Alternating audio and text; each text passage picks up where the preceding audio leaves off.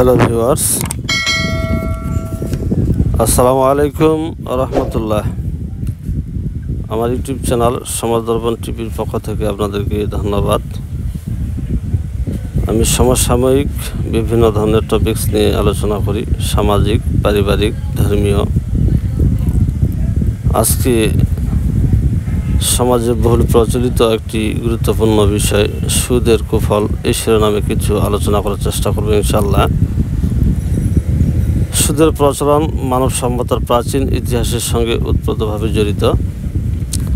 অর্থনৈতিক কর্মকাণ্ডের একটি অনুচিত উপায় হিসেবে সুদ সমাজে ব্যাপকভাবে বিস্তার লাভ করেছে।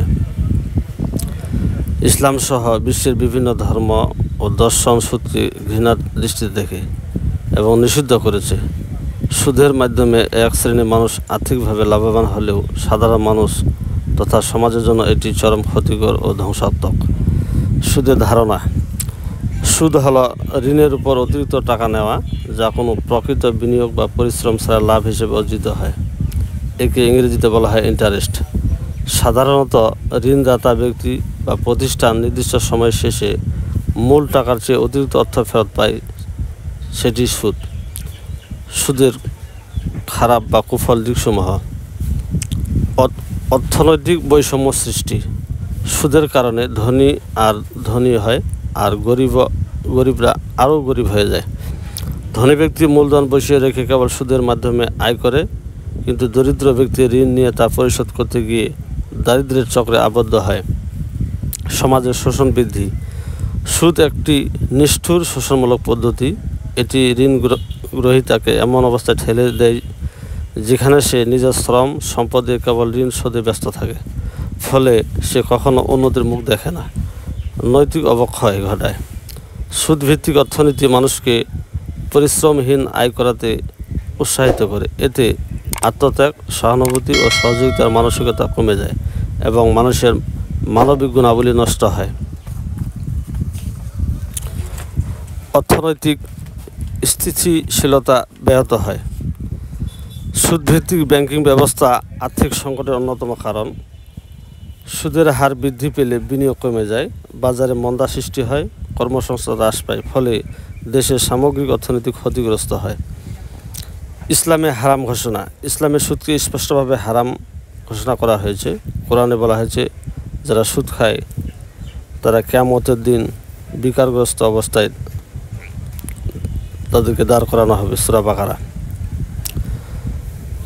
পারিবারিক ও সামাজিক কলহ সৃষ্টি। সুদের ঋণের বোঝা অনেকে সহ্য করতে না পেরে পরিবারে অশান্তি সৃষ্টি করে, অনেকে আত্মহত্যার পথও বেছে নেয়।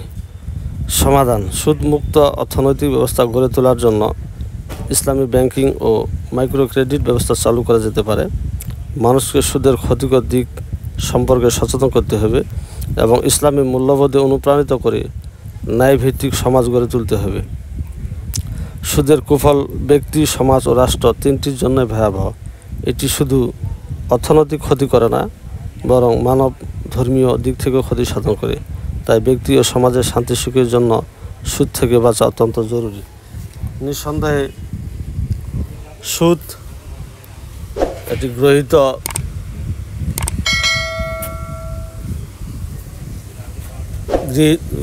গ্রহীত নেককারজনক একটি প্রথা, যেটা মাধ্যমে মানুষ শোষিত হয়, সমাজ ব্যবস্থা কলুষিত হয়।